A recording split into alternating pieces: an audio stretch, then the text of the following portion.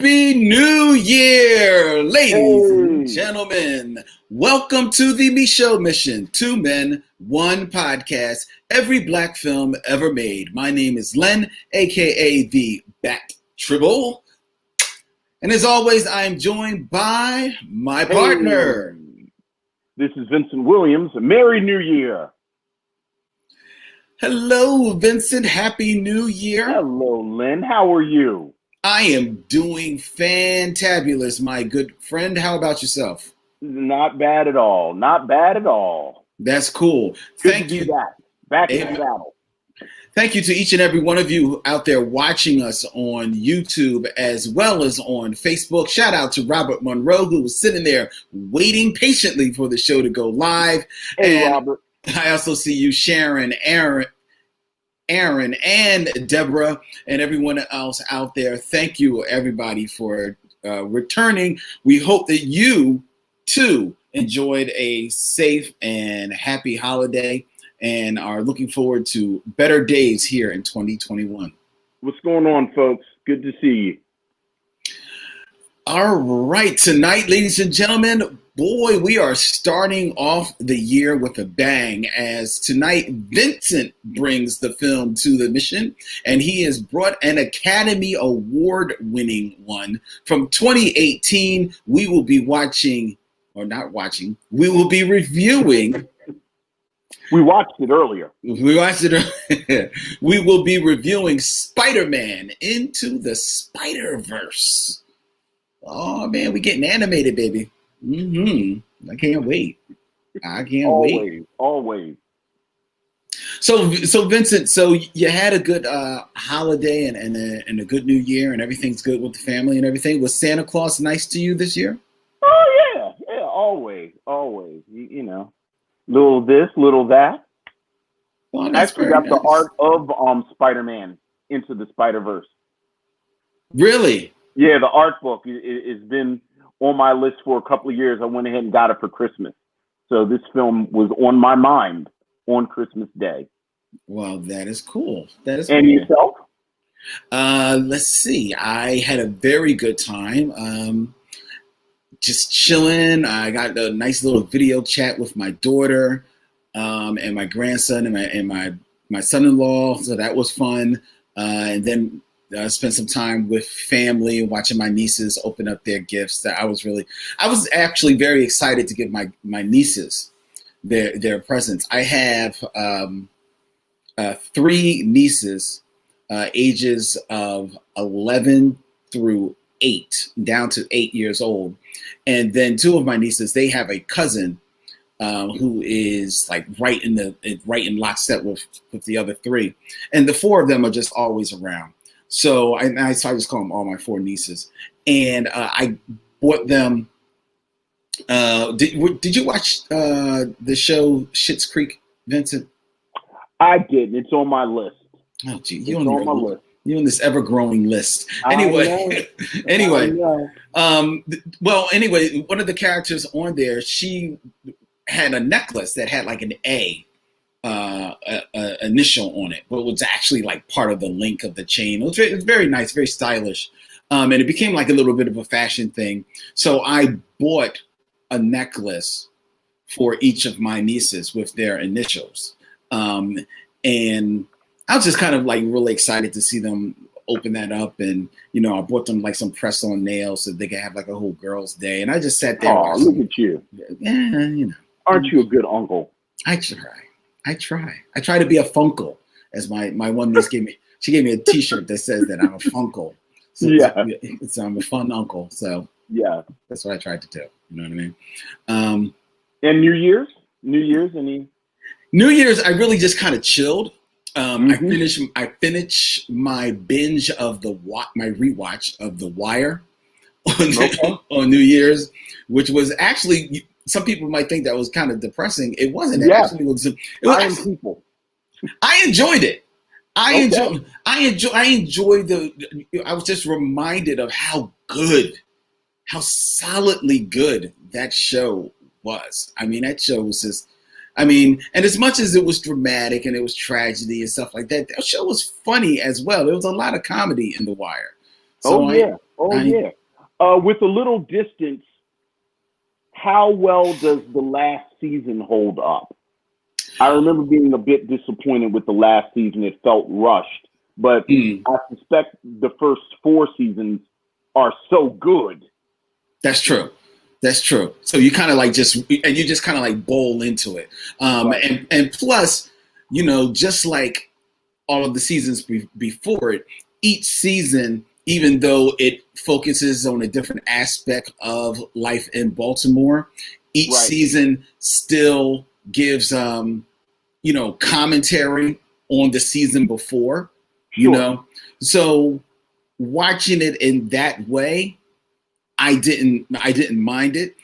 Right. It certainly does come off as probably the worst of the 5 seasons, Yeah. but it's still better than the average television show. They're like everything else, right? Right, you know what I mean? Here's a question, because here's a running joke that I always say. Did you notice? Because I remember Bunny Colvin adopts the one kid. Yeah, yeah. Did you notice whether or not his wife had left him? Because Bunny Colvin saying that his wife was losing weight and got her real estate license, so I guess she's going to leave me. She doesn't It's one leave. of the funniest things I've ever heard. She doesn't leave him. She's actually still there. I think it may be actually the last episode. You see like a quick glimpse of them. Yeah, Okay. yeah, you do, because the mayor walks up to him and as they're getting in the car, because you see that dude, the young boy, has grown so much that now he is on the debate team, like the leader of the debate team. Right, exactly. And Bunny is there with his wife, watching them. And the mayor comes in and has words with Bunny, and young boy's like, "Oh my God, you know the mayor? Like, yo, who don't you know? You know what I mean? Like, right. So yeah. So they're still together. They're still together, man. Well, that's good. Because I know she was losing weight and she got her real estate license. And Bunny Colvin was concerned. He was concerned. He wasn't even concerned. He was resigned. Well, I guess she's going to leave this is what's going to happen. This is what's going to happen. You know what I mean? So yeah. It was good. I really enjoyed it. What I did, I don't know if you got a chance to see this. I do a show on Sundays called Spoiler Alert, where I get together with a bunch of guys on the Cult Pop Podcast Network, and we review comic books. Mm-hmm. And on not New Year's Eve, but the night before New Year's Eve, December 30th, we did a holiday special here on the internet, where we were still like everybody was in their own homes, but we were drinking while we did it. All right. Drinking and podcasting. Oh man. I had some what is it, like New Amsterdam vodka, whatever it's called, I don't know. That and some peach guava juice mixed together with some ice. I couldn't. I'm not down with the brown like you, Vince. But hey, I'm just listening to you. I didn't say anything. Yeah, I know, but I know you saw judgment though. I saw judgment. Yeah, I saw judgment. I was trying not to have it, but yeah, okay. But I mean, see, I know the judgment, and you know what goes through your head. I know exactly what goes through your head when I say stuff like that. That I was drinking like peach guava juice with Amsterdam vodka. It was like, this is why he's never coming out with the boys. This is exactly why. This is exactly why. We were just having a conversation. I didn't say. I was curious though about the logistics of it. Do you take the umbrella out before you drink it? How does that work exactly? I've always wondered that. Like do you drink it with the umbrella in, or? I'm just curious. We're just talking. I'm just asking questions. Anyway, yes, thank you, Sharon. The character's name from Schitt's Creek is Alexis. I couldn't pull her name. Alexis. That's right. She has the A on her on her necklace. So thank you, Sharon. I appreciate you. And yes, you should rewatch The Wire. It does hold up. It does Oh yeah. hold up, very much. And she asked whether or not. Before we get into, just Wait, talking you about. didn't finish your story. You were drinking your lady drink, and y'all were podcast. Like I thought there was a point to that story. It's just that I see now. I don't even because I got drunk. But that's the last thing I want to tell you now.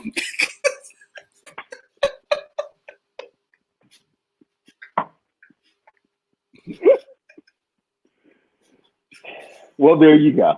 At least you were home.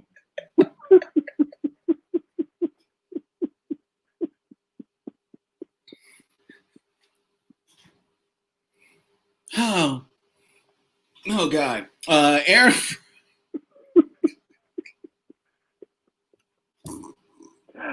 Look, that's on you. I wasn't going to say a word. I was just listening. I know. Well, I'm just keeping it real. I know you. That's why they all give me funny looks at that special dinner party you throw. Anyway, Aaron Fry asked, was there any news over the holidays about Spock adjacent? Where to go? You know what? It's like they were here right before the show. I think you're putting in ringers. I'm not. I didn't know.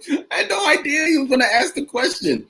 Aaron, it's coming. There's some scheduling. Oh, now you threw it up on the screen to make sure I read it. Aaron, it's my fault. I'm having some scheduling challenges, but I am actively working on it. Yeah, because we definitely want to get to it because, man, Star Trek Discovery this year has been bananas. Yeah. It's been really, really good. So I definitely want to talk about it and talk about all and this. I think yesterday was the anniversary of Deep Space Nine premiering. Mm-hmm. Yeah, so this actually would have been a good moment to do an episode, which we're not going to do. Like, this would have been a perfect time to have a retrospective of Deep Space Nine, which we're not going to do. So. Like, I'm actually watching the opportunity go past. just keeps on sailing by. You know what? Maybe we'll talk about Deep Space Nine a little bit during trailer talk. How about that? Oh, maybe. All right. Well, all right. We'll tickle them with a feather and give it to them during trailer talk. Anyway, for those of you out there who could care less about Star Trek, interesting. 2020. Everybody was very happy to see 2020 close out and leave, to see the curtain, turn to 2021. But over this last couple of weeks, we lost, unfortunately. Man, we had a number of losses that are very dear here to us here on the mission. One of them was Tommy Tiny Lister. Yeah. Who famously played Debo. In Friday and in Next Friday, and also was President Lindbergh. That's right. On The Fifth Element. And was the wrestler Zeus. That's true. He was like Zeus. Tiny Lister left quite a footprint in pop culture. He did. He really did. Yeah, he really did. And considering that he was a very huge, muscular guy, definitely played heavies more often than not. I think he still tried to go out of his way to show that he had, at least a little bit of range. Certainly had a little bit more comedic chops than you would have thought there. So we lost him on December 10th. And then on December 30th, Vincent, I know you probably have more than a few words to share about Adolfo Gutierrez Quinones, Yeah. better known as Shabba-Doo, Yeah. or, if you like, Ozone from Yeah. the Breaking and Breaking 2 Electric Boogaloo movie Yeah. series. Another one, whether as a member of the Breakers, whether his time on Soul Train, Mm-hmm. Yeah. separate from the Breakers, and then of course in the Breaking movies, another one who is just has left that indelible print on Black pop culture. That's very true. Very true. And from what I can tell from him and Tiny Lister too, seemed like a genuinely good man. Yeah, from what I've read about him. I don't know if they pop up on your Facebook page. My favorite Facebook show is those little vignettes that pop up. I was a Soul Train dancer. Oh yeah. And those like 10-minute documentaries. Mm-hmm. And his is fantastic. Mm-hmm. Yeah. Where, he talked about Soul Train, he talked about Breaking, talked about his career. The Lockers. Yeah. I always call them, yes, that's right, Deborah. The Lockers, not the Breakers. You know what it is? I always call them the I think that was their name on that episode of What's Happening. What's Happening? Yeah. Yeah. But yeah, it's definitely a real loss. Not film related, but certainly us related. We found out MF Doom died. I know. We found out MF Doom died on October 31st, and that was a real blow. That was a real. Well, one, it was a real blow because, like you said, he died October 31st, and we just found out at the end of the year. That is the most MF Doomiest thing, though. Mm-hmm. Like that's such an MF Doom thing, and appropriate enough. When we're talking about our film tonight, something I always admired about MF Doom, even when he was Zev Love X in KMD back in the 90s, he was, in my mind, one of the first real public blurs. Yeah. Like in the late 90s, in the mid to late 90s is when you really started to get this public identification of what we always knew. Mm-hmm. That there were Black nerds and they kind of had their own approach to the culture. I mean, his name, MF Doom, obviously a reference to Dr. Doom. Right. So that was a real loss. That was a real loss. The producer, rapper, and he definitely made his name in the underground hip hop scene, but he made his name so prominent that we mentioned it. Like when he passed, this was news. It was a lightning strike. Yeah. It hit everywhere. It was on BET. It was on TV One. It was in CNN. Every place it mentioned the loss of MF Doom. I mean, it's a cliche, but I think it's true. Like MF Doom is your favorite MC's favorite MC. Yep. Amen. I will give you that most certainly. Right. We lost Ecstasy from Houdini. That one touched me a little bit because I was huge Houdini fan growing up, man. Oh man, shoot! One love. You only get to get just one love. Oh man, yeah. That was rough. So 2020 went out with did not go out with the whimper. No, it did not. And just two more names, just to close it out. We lost Joe Clark, famously of East Side High School in Paterson, New Jersey, the subject of the 1989 film Lean on Me. Clark gained public attention in the 1980s for his unconventional and controversial disciplinary measures as the principal of East Side High School. And that's a nice, polite way of put it. They used to call me Crazy Joe. Call me Batman. Coming up in March. A That's little right. foreshadowing. Yeah. That's right. We'll be reviewing Lean on Me. And then this is another name, and no, it doesn't resonate in our sphere as highly as the names of other names that we've mentioned, but it is unfortunately a product of we're in the 21st century. We're getting deeper into the 21st century, which means that more and more of our touchstones from the 20th century and from our childhood are going to be leaving us as these years go by.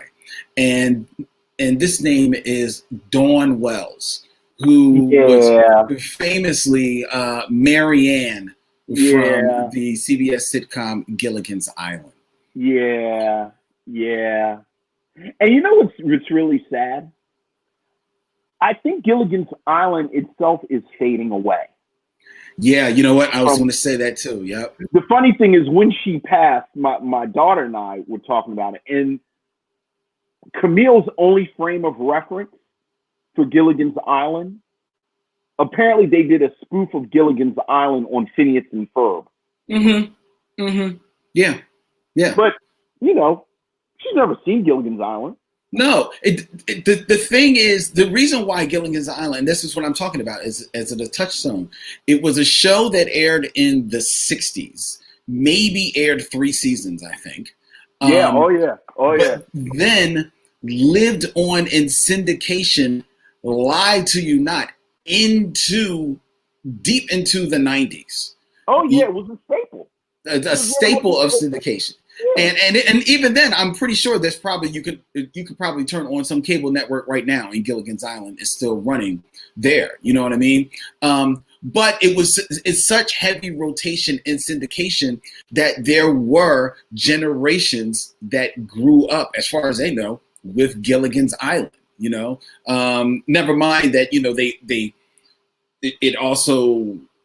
they worked it into animation. There were a couple of TV cartoon series. They did some TV movies, Back to Gilligan's Island, Rescue from Gilligan's Island. Right. So they always kept a place in, the zeitgeist out there. But, now as the years go by one, they all have passed away. I think actually that the only one that is still alive is Ginger. Tina Louise. I believe she's the last remaining survivor of the series. I think you are right, because I actually remember when each of them died. Mm-hmm. I remember when. Yeah, I think you're right. The irony is that Tina Louise, I think, was the first one to bow out. Yep. Of those movies. Yep. So yeah, that's that actually, I can't lie. I felt a little something when it was a little piece of your childhood. Yeah. Aaron Fry wants to ask the question of us, Vince. Say, hey, wait a minute. Did you guys see Soul on Disney Plus? Well, Aaron Fry, I've got an answer for you, my friend. You obviously are not a subscriber to the Micheaux Mission Dispatch, our weekly newsletter that goes out from our website, because if you were Mr. Fry, you would have seen last week's edition of the Dispatch, where we announced that next week, after our review tonight of Spider-Man Into the Spider-Verse, we will be reviewing Soul from Disney Plus. So we will indeed. So not only did we see it, we're going to talk about it for about an hour. Amen. In front of other people, after me and Len talked about it amongst ourselves for about a half hour. We sure did.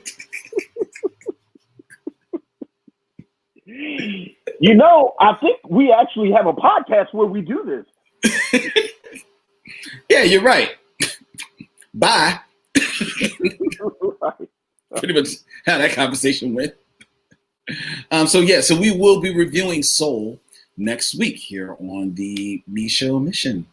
Aaron, there you go. And when we review Soul, then we'll have some conversations about, Black faces in these animated spaces. I think that it will be a opportune time to have that conversation. I mean, that conversation will start tonight. It certainly will, with our review, ladies and gentlemen, of Spider-Man Into the Spider-Verse.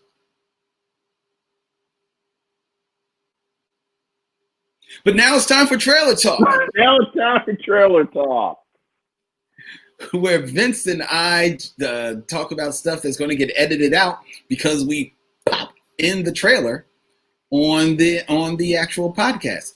So, right. And we can't play it on here. That's the other thing. We can't play the trailer on the stream because it gets shut down. We got baby's first cease and desist. We did, and of all movies, it was for slight. It was for slight. I will never ever forget that. It was for slight. And they hit us up when we put that show on, when we put that episode up, right?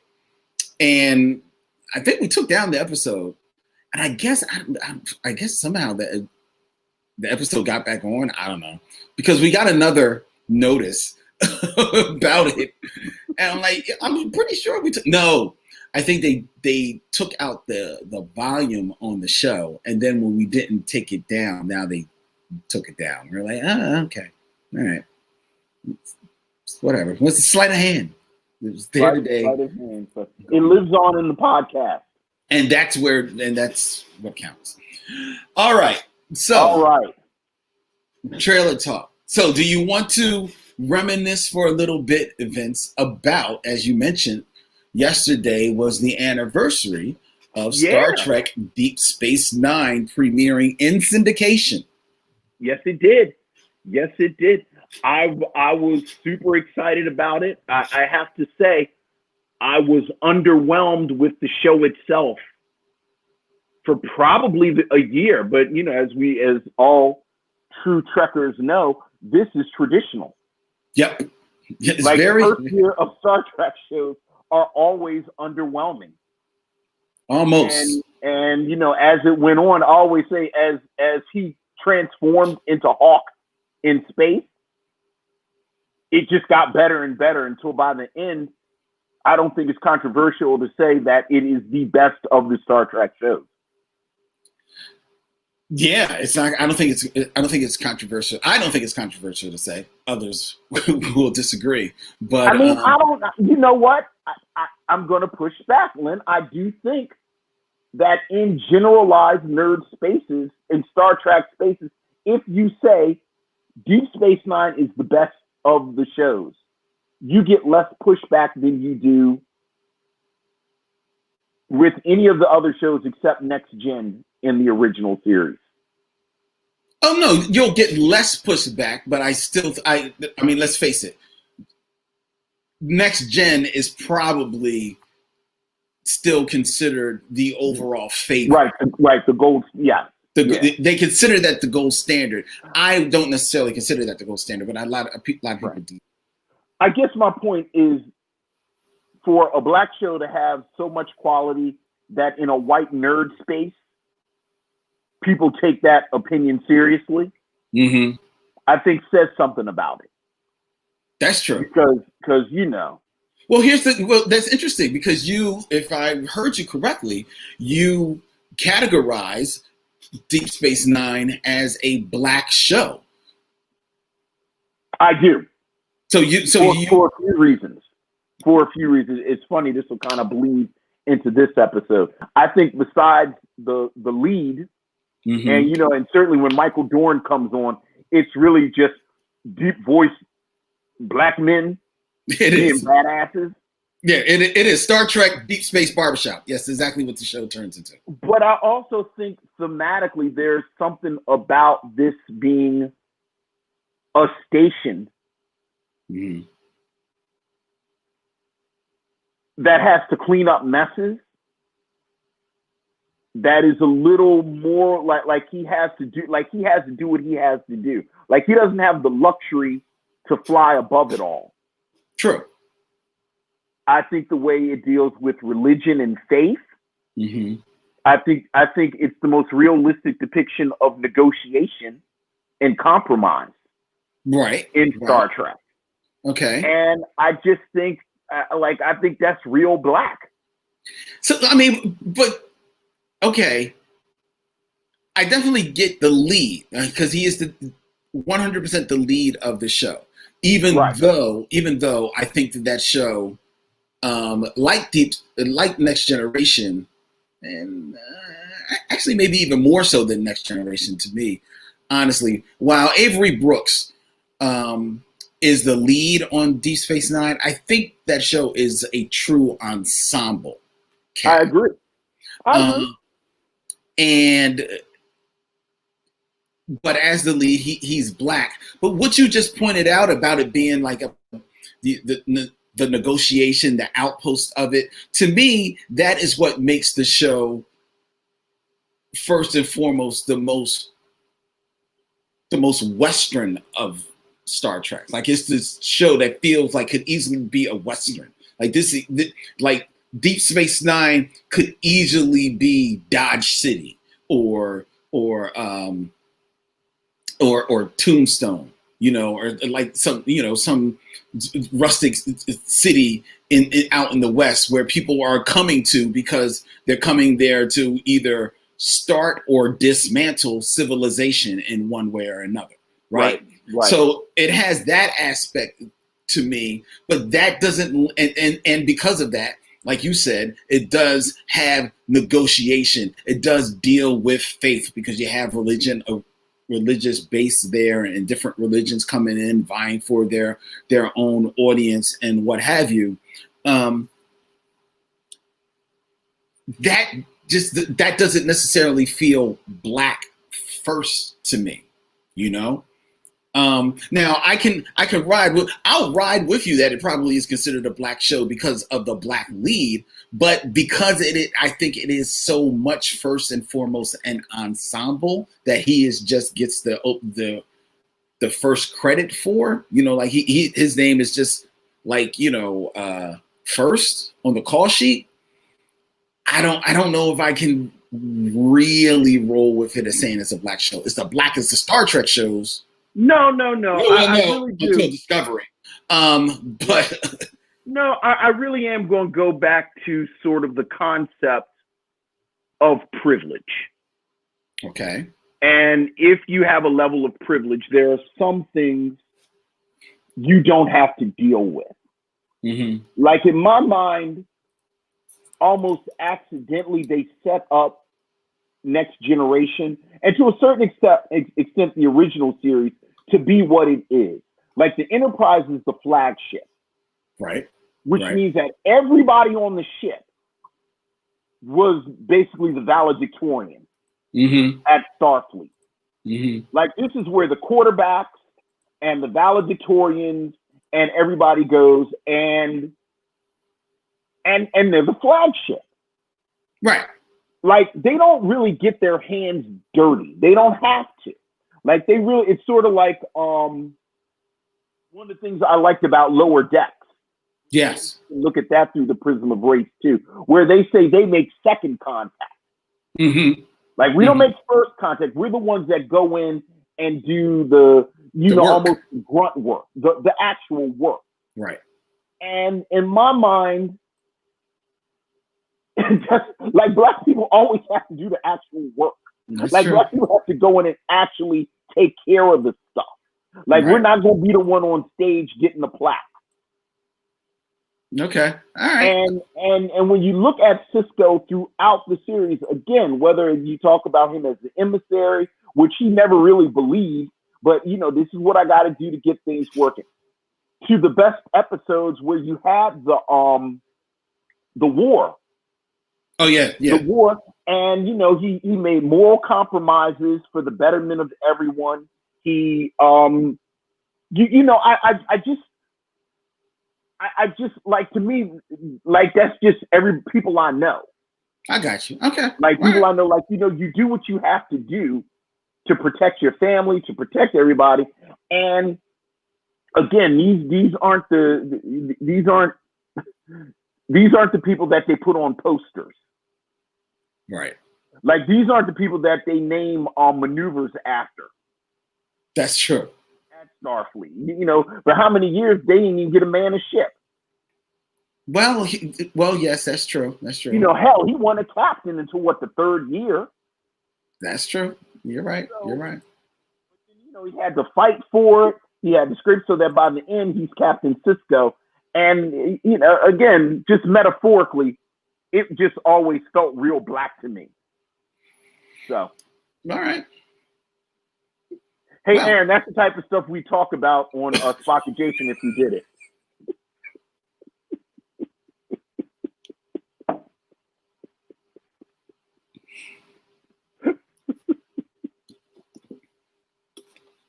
Yes, Spock and Jason coming your way, 2023, right here.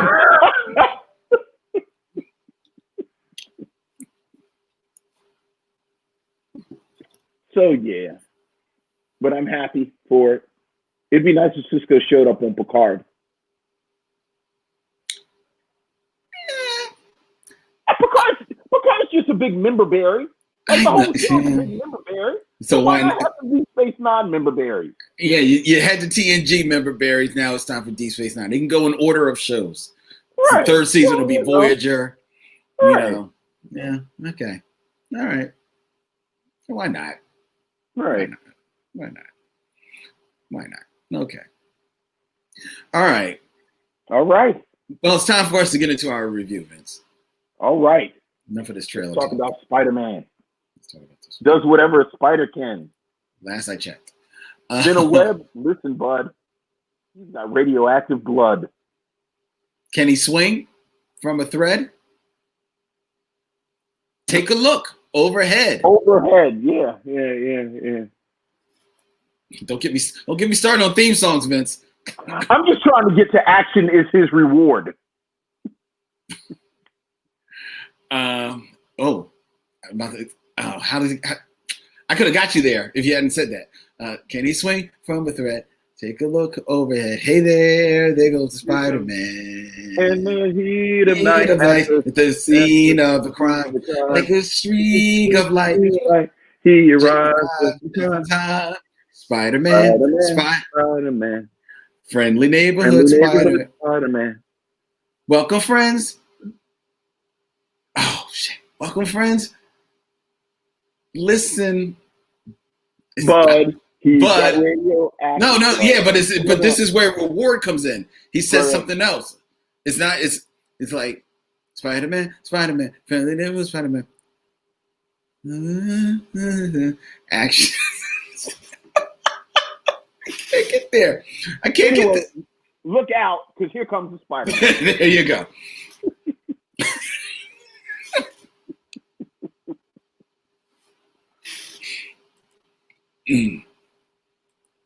Oh, I got to get to the banner. All right.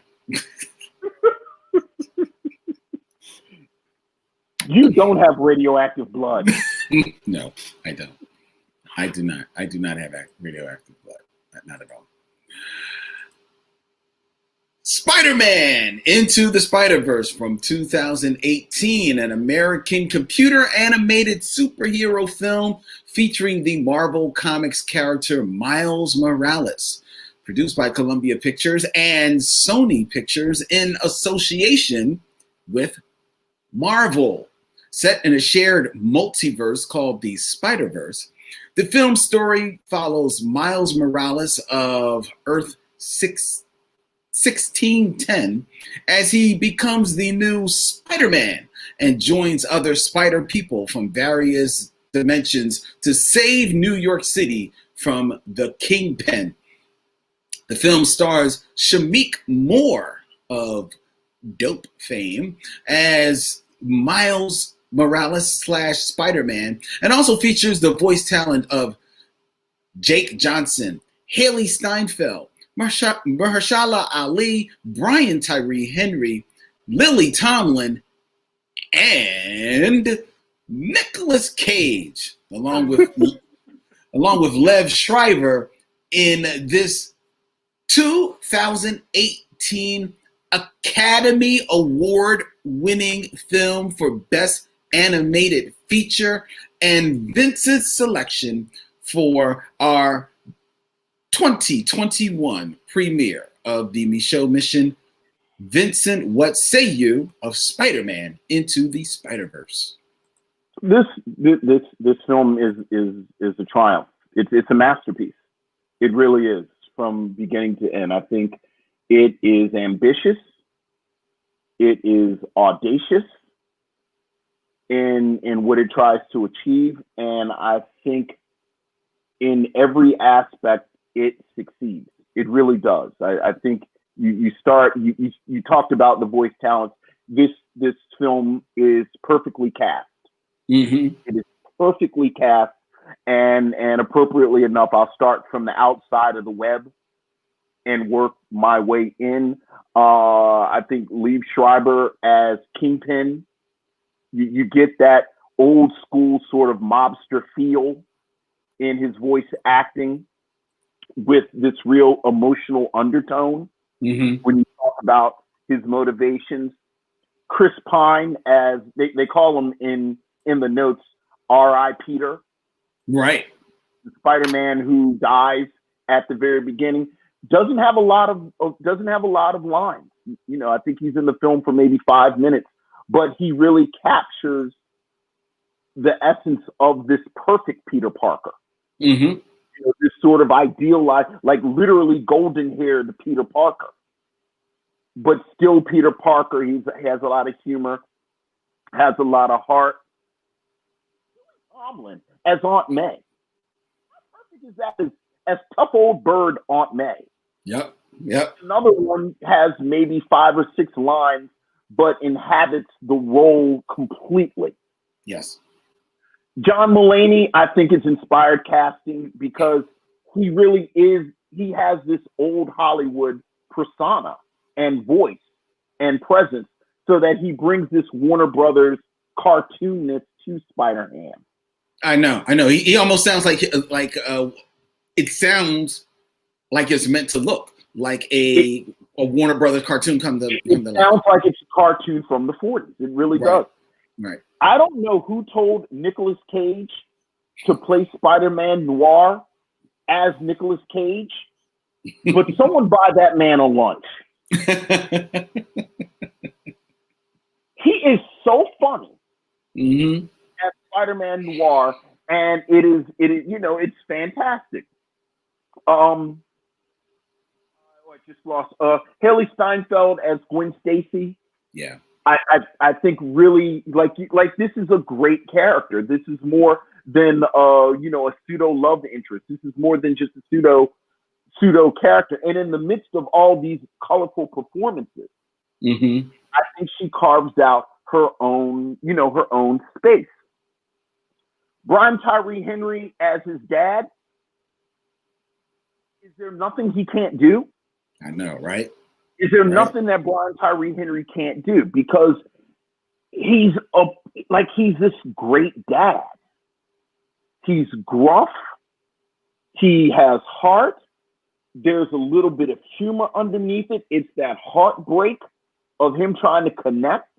Yeah. It's all there in this performance.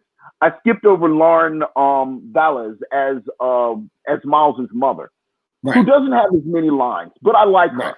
Yeah. I've always liked Lauren Valles. And again, much like Haley Steinfeld, I think anyone who can carve out their own space in the midst of all of these performances, Mm-hmm. you have to really give kudos to. Speaking of someone, is there anything that he can't do? Mahershala Ali's Uncle Aaron / Prowler. Mm-hmm. I actually love this character more and more every time I watch this film. Right. Like, he is the character, and I've loved this film since it came out. Like it's funny, you can actually listen to old episodes of our show as you and I slowly get pulled into this. Mm-hmm. Mahershala Ali is amazing as Uncle Aaron. He really, really is. And then at the center, You have Jake Johnson, who, again, perfect casting, as this kind of worn down Peter B. Parker. Right, right, right. Again, funny, kind of dog-eared, but still Spider-Man. And then you have Shameik Moore. And Shameik Moore is somebody, you talked about him in Dope. He was also in The Get Down. Yeah. And I think it's really poetic that he plays Miles Morales, because, we can talk about this as we go, like just the origin of the character. Mm-hmm. That the real germ of this character was people saying that Donald Glover could be cast in the live action Spider-Man. Right. When we were talking years ago about it.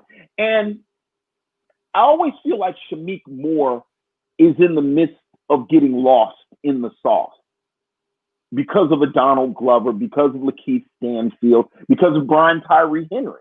Mm-hmm. It's just not enough room for all of these young Black actors. And in a lot of ways, I feel like Shameik Moore has drawn the short straw. Mm-hmm. Because he's super talented. Yes, he is. And he's so good in this film. The animation, again, pulling from all of these different traditions. So you talked about the computer animation, but you've got anime, you've got the old Warner Brother cartoons, you've got the old Spider-Man cartoons, and it all blends together seamlessly into this wonderful mosaic, which the foundation of this is the script. This screenplay is remarkable. It's bananas. There are so many balls in the air with this script. There is so much information that needs to be conveyed in this screenplay. And Phil Lord and Rodney Rothman, and I just lost him because it's Phil Lord, Phil Lord and Rodney Rothman. I think they should have been nominated for an Academy Award for screenplay. Mm-hmm. There were 3 introductions in this film that are absolutely perfect. When they introduced Peter Parker at the very beginning, right, and in less than 2 minutes, you get everything. Mm-hmm. It's perfect. The introduction of Miles Morales, from the moment he's singing the song to the moment he gets to school, is absolutely perfect. Spot on. Uncle Aaron's introduction, from the moment that Miles looks out the window and decides to cut school, and then ends up in Uncle Aaron's apartment, and you get the establishing shots of Uncle Aaron's apartment and the Biggie playing, is perfection. It is absolutely perfect. And back to Peter B. R.I. Peter at the beginning, where it sets the template for how the rest of the film introduces characters. Yes. Let's do this one more time. And it's fantastic. And just as a film, just as an achievement, I don't think you can celebrate this film enough. I really don't. I think this is a film that, and again, it's funny, like every now and then I'm listening to an old episode during that period, and you and I are like talking about it at the beginning, or we'll say it in passing. And like, I know you well enough, and I know me well enough, that you could tell we were kind of trying to downplay it. Yeah. Because I also remember talking to you right after we saw it, like offline. And from the very beginning, we knew this was a masterpiece. Oh, yeah. But we didn't, you don't want to say it because, like, you just saw it and you don't want to slip into hyperbole. But 2 years later, after we now have the sober detachment, our initial read of this film was absolutely correct. Absolutely. But to kind of go to reference our trailer talk conversation and talking about Black themes, if you will. I love this screenplay because in my mind, this screenplay is almost a hip hop screenplay. Mm-hmm. And what I mean by that is this. I think you have these wonderful hip hop touchstones within the film itself on the screen. You talk about the iconic Air Force, that's my stuff. The iconic Jordan Right. that he wears, and how it perfectly complements his costume. You talk about the use of music, like I mentioned the establishing use of Biggie when they introduced Uncle Aaron, because Uncle Aaron is a dude in his 40s from Brooklyn. So of course he listens to Biggie all the time. I love the role that graffiti plays. But in my mind, when I think about hip hop, and like at the core of what I love about hip hop is how hip hop takes these disparate elements, pulls them together, reframes them, recontextualizes them, changes them into something brand new. Yes. Yes. What I always say is my father introduced me to jazz, but Pete Rock taught me to love jazz. This is a film that is well aware that Spider-Man, as a cultural artifact, is so iconic and has been so ever present for 50 years that there are all of these elements that you can pull from, and it still maintain the integrity of the concept. Right. Again, back to Peter Parker's introduction. In that less than 2-minute introduction, you get Spider-Man's origin. He references the 1960s cartoon. He references the movies. He references the music that he's made. He references the ice cream. Do you remember the Spider-Man ice cream? Yes, I do. And that was a very disturbing image that was on the screen a little bit too long for my eyes on this movie. Because we all remember the Spider-Man ice cream, but that's all Spider-Man. Yeah. And this film brings it together, reformats it, recontextualizes it, puts it through the prism of this young black man, and you get something new and beautiful. Yep. And I just love the respect for the culture. I love the intentionality of the blackness of this script. Like I was talking to my wife earlier. We were on a walk, and I've seen this film I don't know how many times at this point. Because at one point my son was watching it like damn near every day. Every day. Okay. Yeah. And she said, did I find anything new today, like watching it for this? And what I appreciated today was the relationship between these three black men. Miles, Uncle Aaron, and Miles's father. And I love how Miles's father has created this space for Miles to have this relationship with his Uncle Aaron, even if he doesn't agree with him at all. Right. There's this wonderful moment at the very beginning where Miles, they're arguing about Miles going to this charter new school. Right. This new school. And his father is basically putting his foot down, as you have to do sometimes when you're dad, and say, look, you're doing this. Right. You don't have a choice. And Miles is pushing back. And then in anger, he says, I don't want you to turn out like your Uncle Aaron. And Miles is genuinely confused. Like, what's wrong with Uncle Aaron? Right. I love Uncle Aaron. And you realize that his father has protected Aaron's reputation. Exactly. Because he loves their relationship. And again, to reference our conversation in trailer, I think that happens a lot. Where you have these relatives, and unfortunately, it's always dudes. It's always a male relative that you have to negotiate their relationship with your children, with the young people in the family. And I love how intentional that is. So that, I'll stop, jump in, but I love this movie. it's a triumph. It really is. This film is a triumph. I want to follow up on a couple of things that you said, but just picking up where you just left off in regards to their relationship and the relationship between Miles and Uncle Aaron and his father. And what I appreciated most about that, and I got it the first time, but you're right.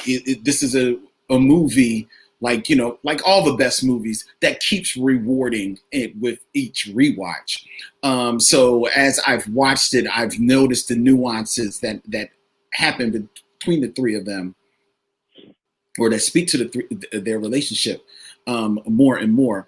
I like that in the midst of this bombastic, audacious, crazy, colorful, multiversal, full-blown, unabashed comic book movie, that the relationship between these three men is still 100% authentic. It's still allowed to be real and not comic booky in any type of way. Because in lesser hands, the relationship between the two brothers, Miles' father and Uncle Aaron, would be more antagonistic. Like, I don't want you with your uncle. This is why you're not supposed to be with your uncle. You almost, you're waiting for that moment. That unfortunately, let's call it like it is, that Disney moment where somebody puts their foot down and no, you can't be with this so and so. Which just forces you to go with so and so, right? And like you said, not only does his father protect him from whatever his uncle is really into, because the father doesn't really know what he's into, but he just knows the life that he has led, that has led the two of them, to be on certainly seemingly opposite ends of the law, with the father a police officer and Uncle Aaron ambiguously into other things. Let's just put it that way. Right. Right. But whatever has led them to there is still a respect of, you are my brother, so you are my family. So regardless, I'm going to love you. And because of that, and because of how much I know you, I know that I may not like my son rolling with you, but I know you're never going to let anything happen to him. Exactly. So I with you. Exactly. So I allow that to be. You know what I mean? Which is why another mature, very mature moment, and a thing that puts this movie a cut above everything else that happens in the scene, is that when Uncle Aaron, who is one of the big villains in this movie, he is one of the super villains in this movie, if you will, because he rolls around with a cape and with a mask as the Prowler, which, side note, as someone who has grown up reading the Prowler in Spider-Man comic books over the years, man, he's never looked cooler than in this movie. I never thought. Is this a come up? Is this a come up for his goofy ass? I'm like, the Prowler was always like when they announced they were doing this movie and it was going to be the Prowler, you like, the Prowler, but then you forgot what the Prowler had been remade into in the Miles Morales universe. He was like, oh, right. Okay, this might work. You know what I mean? But when the Prowler realizes who Spider-Man is, who Spider-Man is his nephew, Miles Morales, there is not a moment of hesitation that, oh my God, I got to let him go. You know what I mean? Yeah, and protect him. And protect him. And he pulls the mask down, right? Exactly. And to his detriment, because it cost him. And another just amazingly mature, honest, real, authentic moment about this movie. It costs Uncle Aaron immediately. It's not I'm going to hold your secret and all this stuff. So it's like, no, bam, boom. It strikes down, and it costs him his life. Spoilers for a 2-year-old movie. So that was just like this real mature moment in the film that I really appreciated. I appreciated like real, just like in their relationship, just real realistic moments when the father has to call Aaron because something's going on with Miles, and he's like, yo, I wouldn't call you if it wasn't real, and that was real. It wasn't no, like, yo, I know what's going on. It was just real. It felt so right, and that, to your point, is sold by the acting, by the voice acting of Brian Tyree Henry, Mahershala Ali, Shameik Moore, but that is also sold by the character designs. So many times character designs sometimes don't match the celebrity voice. You know what I mean? I was actually listening to Mahershala's performance, and it didn't sound like Mahershala Ali, because he sounded like Uncle Aaron, and it was very easy for him to I'm just going to do me. You know what I mean? Right. Brian Tyree Henry, it's a slightly different voice because it matches the character, and the character design matches it. So that all embodies to just create this authentic feel. Just a point of information about the character design. Aaron's design is the only one based on one of the actors. The artist said that they actually designed his leanness to look like Mahershala Ali. Right, to look like Mahershala Ali. Miles Morales' dad, his design looks like looks like Peter Ramsey, who's one of the co-directors and is black. Looks like his dad. Wow. See, and that's why they feel real. Are actually based on real people, and that's why they feel real, all the way down to their fade or their baldy, the way their facial hair, everything feels real. So two, if you note, and I'm a biggie on this, the size of their fingernails, like everything is just like spot on, man. It was like real true.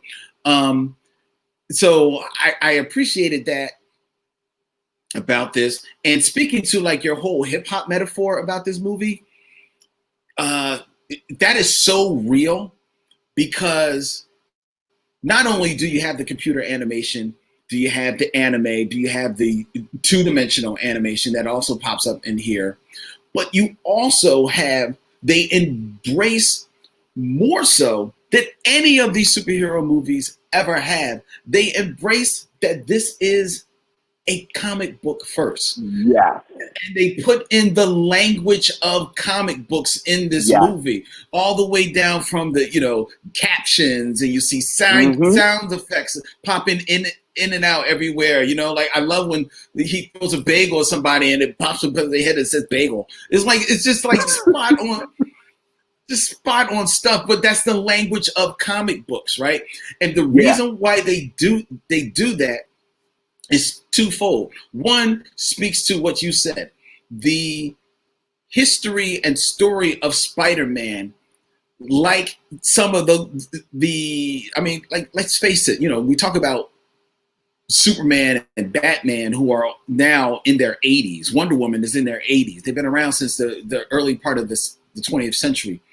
Spider-Man started in 1962. Spider-Man is already 50 years old. He's got some gray hair on him as well.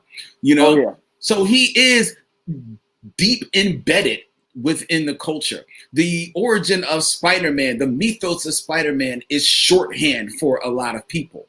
And this movie embraces that in such a way that they don't have to ram the origin down your throat anymore. They know that they can talk in shorthand a little bit about the mythos of Spider-Man, and regardless of where you're coming in on your either reading comic books or following the movies tree with Spider-Man, you'll pick up what's happening and you'll sit down and enjoy it. And they also have enough respect to realize that, and yes, have you, the movie watching audience, been inundated with Spider-Man? Let's face it, in live action, there have been 2 Spider-Mans over the last 20 years, right? Yeah. Oh yeah. And now we're giving you a whole nother Spider-Man. And this is not only another Spider-Man, this is another guy in Spider-Man. Then this is another color in Spider-Man. This is another race in Spider-Man. And this is another look to your Spider-Man. This is another costume of your Spider-Man. This is a Spider-Man with different powers that we're bringing on. This is slightly different origin to this Spider-Man. But we're still going to give you that shorthand because at the end of the day, it is Spider-Man, and you will pick up what we're throwing down, because what we're throwing down at the end of the day is that not just some white guy named Peter Parker, you, Mr. Black Young Boy, you, Mr. Black Latino, you too can be Spider-Man. And we don't have to, like, pussyfoot around it. We don't have to make that a big message part about this movie. Right. You'll get it because it's just in the DNA that we have infused in this film and into every frame of animation that we are remixing in front of you. You can literally hear the needle scratching. Oh. Man, you can hear like Grandmaster Flash is cutting this movie up left and right. It is so hip hop. It is so black. It is so true. And it won the Academy Award for Best Animated Feature in 2018. And if you told me that this movie won the Academy Award for Best Feature Film in 2018, I would not have argued with you. There's nothing wrong with this movie. It is. Again, talking about him making it his own. Like I talked about, and I'm going to keep mentioning, because I do think it's so perfect that I can't believe, like the best ideas are the ones that you can't believe no one ever thought of before. Like the matching the iconic red and black of his costume with the red and black of the Jordans. It's so perfect. Like it was so, like, I think that's the moment when I said I might have to start paying attention to this. Right. Because just that image was so perfect. But then again, how they integrate graffiti from the very first scene with Miles, and he's doing the tags and he's putting it on the the name tags and putting it on the stickers throughout the city. And he spray paints a Spider-Man costume. Yeah. He literally spray paints black over it because this is my costume. And he tells Gwen, she says, "I like your costume," and he says, "Thanks. I made it myself." Like this, there's so much intentionality in it, right? And how it express. It's so funny. There are 2 moments. So when he first gets his costume, and he sort of becomes confident in his powers, right? And then the last montage after everything is over. In my notes, I put, it's just black boy joy. Yeah. Like it's so pure. It's so pure and it's so beautiful. And you see this, this black kid, and he's not some super genius. This isn't Shuri. He's not a thug. He's not a super good looking guy. Like I said, he is this beautiful, what we have come to call blurred. Yeah. He's kind of goofy. He's charming. He's gangly. But you have these moments of just pure joy. Yeah. And like you said, the message of the movie and the movie itself says, you can see yourself in this. You can see yourself in this. I mentioned my son for a minute. He was just watching almost every day. And one of my best friend's sons, like my nephew Cole, is obsessed with Miles Morales. Right. Like Miles Morales actually has brought him into comics. And it's funny because his dad is like a sports guy. So it's like me and my other boy are the geeks. So we've had to come in as the conciliaries to help my boy Bruce navigate like comic shops. Oh boy.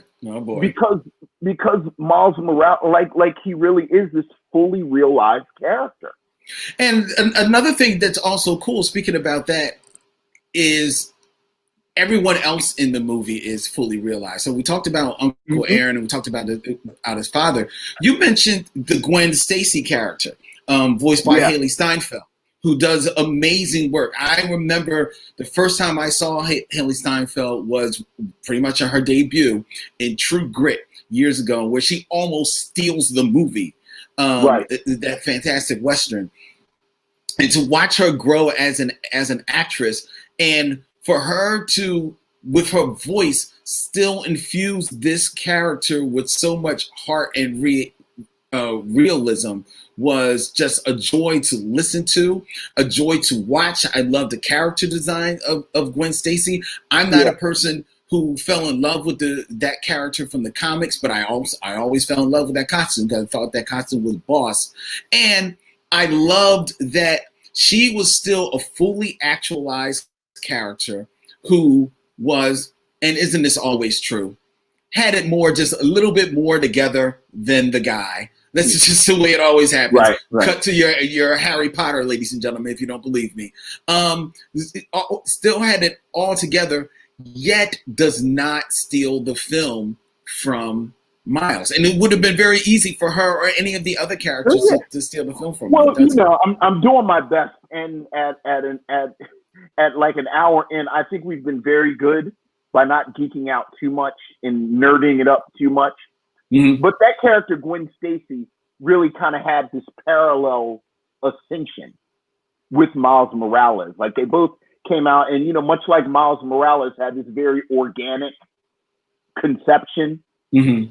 Gwen Stacy was, like you said, she was in a backup of a comic where they did basically a Spider-Verse storyline in the Spider-Man comic, and then like each of the comics had like a 3-page backup story of different Mm-hmm. spider people.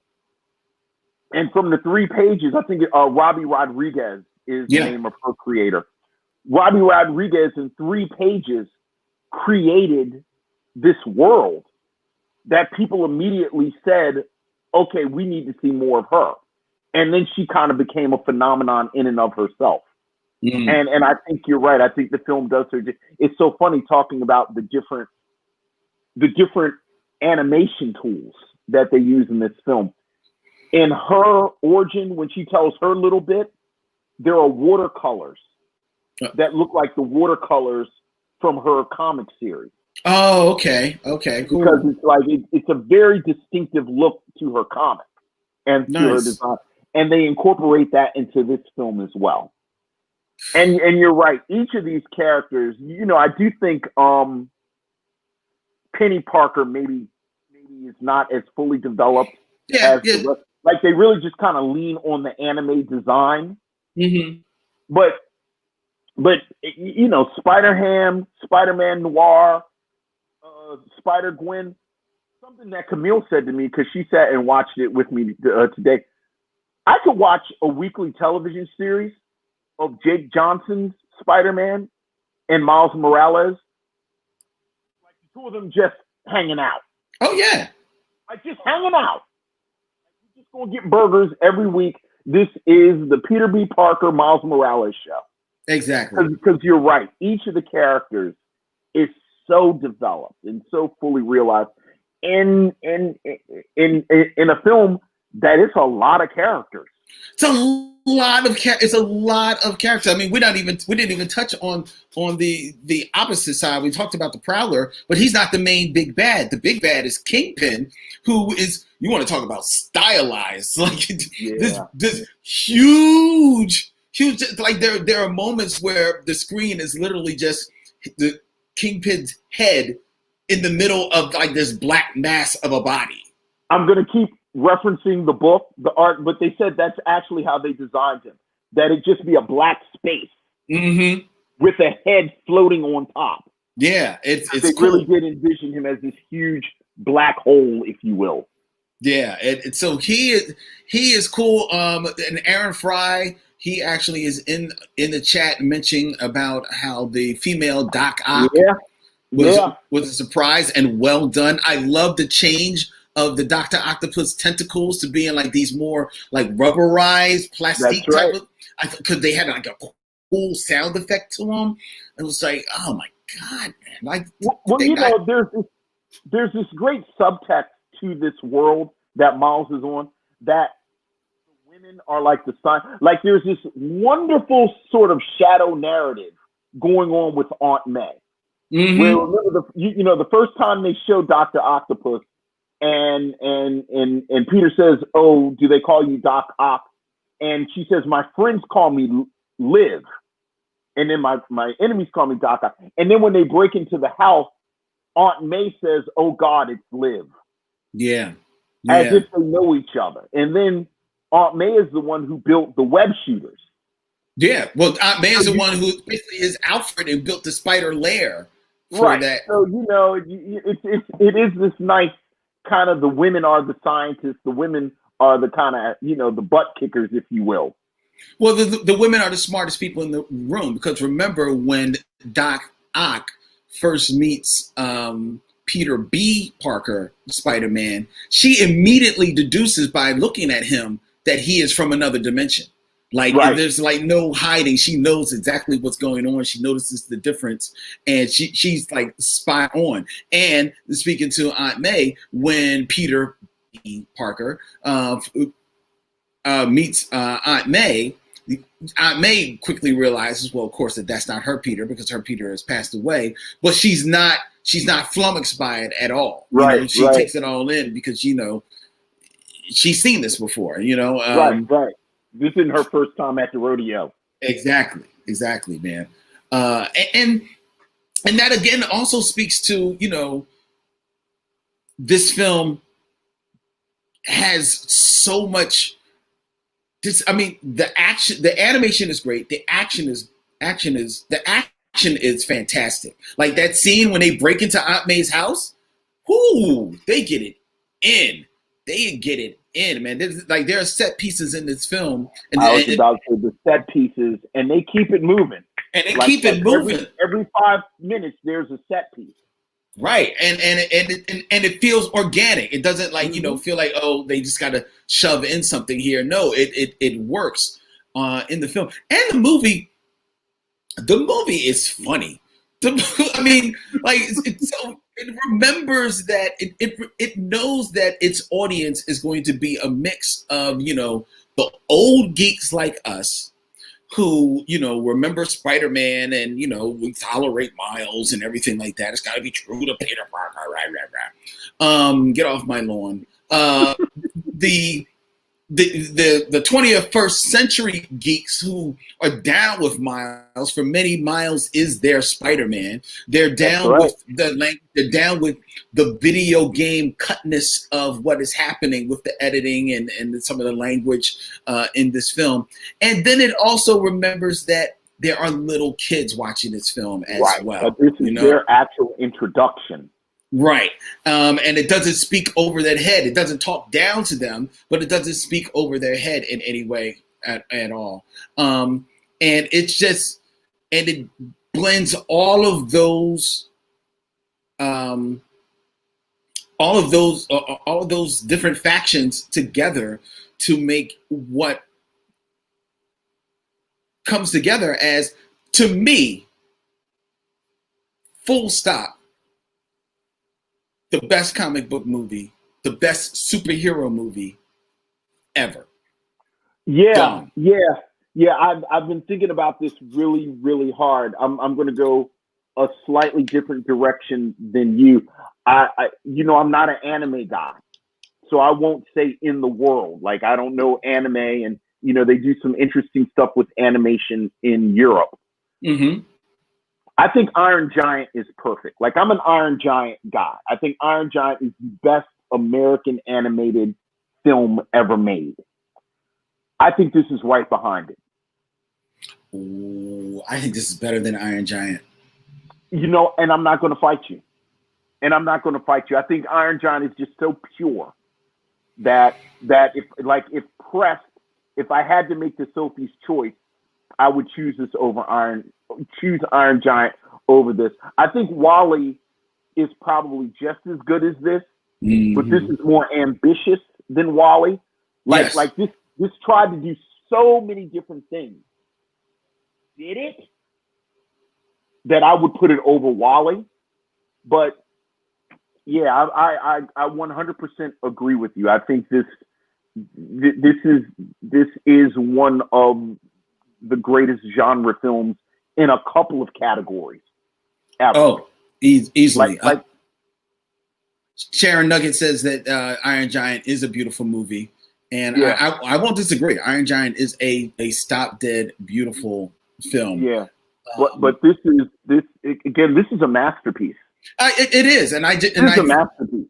And the reason why I give it the nod over Iron Giant is because I think that this is a little bit more ambitious than Iron Giant, and I think this swings for the fences, whereas I think Iron Giant is swinging for a section in the audience, because it knows exactly what audience it's going for, and this is swinging for the fences for everybody.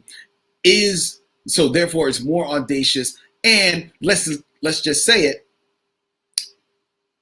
it wins. This movie was a huge hit. Iron Giant is a cult favorite. It was not No, you're right. Success. You're absolutely right. And to your point, I will say this about this film, because let's just be clear. I think it snuck up on everyone. Everybody. Because it did not have to be this good. No. Like, I think we all kind of thought, and frankly, I think people at Sony thought too, this was a money grab. Mm-hmm. Like the Spider-Man rights, the writing is on the wall that the Disney Marvel monster is going to consume it. Let's try and squeeze some money out of these IPs while we can. And again, maybe this is my last reference, maybe it isn't. In the book, the creators talk about that. Yep. Like, nobody was really paying them any attention. So they said, let's do something special. Let's do something new. Let's do something audacious. Like, nobody's paying attention to us. So hell, let's go for it. Yep. And the proof, and if you don't think that they didn't pay attention to the success that Spider-Man Into the Spider-Verse was, ladies and gentlemen, all you have to do is look at how the movie-making plans for both Marvel and DC / Warner Brothers changed in the wake of the Spider-Verse, in that both production houses realized, oh, we got to start getting this multiverse thing into our films. They already had them in the comics. Because this is just eating from the comics. These old comic, But the embracing of the multiverse, that was Spider-Verse shown, oh, you can do this and you can make it work. Now, what happens when those films eventually hit the theaters in their embracing of the multiverses on both sides, in both camps, what is going to come of that remains to be seen. Right. It ain't as easy as it looks. It's not. And the success of this film, I hope, because they're going to do a sequel. And as much as many of us kind of like, oh wow, why does Miles Morales have to get a cartoon first? Why can't he get like a live action like Spider-Man as well? I was one of the people that said, you know what, if they do it right, I don't mind it being a cartoon, because the cartoon can live longer. You start casting people, they start aging out as the years go by. Shameik Moore can probably rock that voice for the next few years. He's already an adult. So, he's already gone through the change as far as. Well, he says it in the movie. I'm a man now. Right. You know what I mean? So, he a man. He's dropped into that suit, if you get my reference. So he can do this for a few years, So I don't mind it being animated. My concern is that they had this big success, make sure Sony, who definitely is looking for, a franchise that they can run with, stays out of the way of the creators Exactly. and let them do their thing. Right. Now people are paying attention. Exactly. Now people are paying attention. But I'm very hopeful that they will. We shall see. But right now, they've got a masterpiece on their hands from 2018 that if you haven't seen it, ladies and gentlemen, I'm going to jump the gun on Vince a little bit. I wholeheartedly recommend that you see this film. Yeah, absolutely. I think you should own this film. I think this is a film that I think is a really good film to watch with kids too. Oh yeah. Like I said, it is really just in my personal orbit. It has the joy that this has brought kids around me is priceless. Is absolutely priceless. I think I mentioned it a few years ago when it came out. This is the first movie my son saw in the movies. Yeah. Like he was like 2 years old, and we went to an evening show after it had been in, and he was transfixed. And as I mentioned, I have a nephew who is into comics now because of Miles Morales, and there have been a series of these characters that it's much more inclusive. And at this point, everyone talks about it, but it's worth saying kids like to see heroes that look like them. Yeah. Kids like to see heroes that look like them. And there has been a wave over the past 5, 6, 7 years, and Miles Morales really was at the forefront. That's right. I think this character is tremendously important. I think this is a film that did honor to the character. And yes, I wholeheartedly recommend this film. Absolutely. And this is a film that I judge all these other films by. Oh yeah. Yep. And if you look at our program, like the reason that this came up is we were talking about Soul. And the funny thing is I got the art of Spider-Man on Christmas, and I watched Soul on Christmas. So I was doing both of them in the same day. And I guess this conversation will continue next week. This will be continued next week, ladies and gentlemen, where we will be gathering together once again to review Soul, which the newest Pixar movie that debuted over the Christmas holidays on Disney Plus. And for those who want to ask, why are we reviewing that film? Because it was a film that was supposed to be released into the movie theaters, but it didn't because of the situation that we were all subject to in 2020. And so we're not going to, let that keep it off the mission. So we're going to be reviewing Soul next week. All right. Oh, this has been fun. The Micheaux Mission, ladies and gentlemen, thank you so much for taking the time to sit with us. The Micheaux Mission is available as a podcast, ladies and gentlemen. Yes, it is, for your download and streaming pleasure. You can go to thepodglomerate.com, curated podcast for your earbuds. The Micheaux Mission is proud to be a member of the Podglomerate. You can also like, subscribe, and tweet at the Micheaux Mission and become a follower of the Micheaux Mission on Instagram, Facebook, Twitter, and YouTube. Just go to @Micheaux Mission, every place. Email all of your thoughts and concerns to us at micheauxmission@gmail.com. And if you want to go to our website, micheauxmission.com, and hit swag, you can find all of the cool swag that we have there available for your wearing. Brought to you by our good friends at TeePublic. The Micheaux Mission airs as a radio show every Saturday at 1 p.m. on WPPM. Philly Cam. 106.5 FM here in the city of brotherly love and sisterly affection. And you can wake up with the Micheaux Mission every Monday morning at 9 a.m. on WKDU FM 91.7 FM, the voice of Drexel University. All right, Vince, next week we're going to get our soul on. Let our soul go. Because you know we got soul. Yeah. Oh, we want to have fun. We wouldn't be here. Until then, ladies and gentlemen, he is Vince. I'm Len. In parting, we say, we'll see you when it's time to meet again.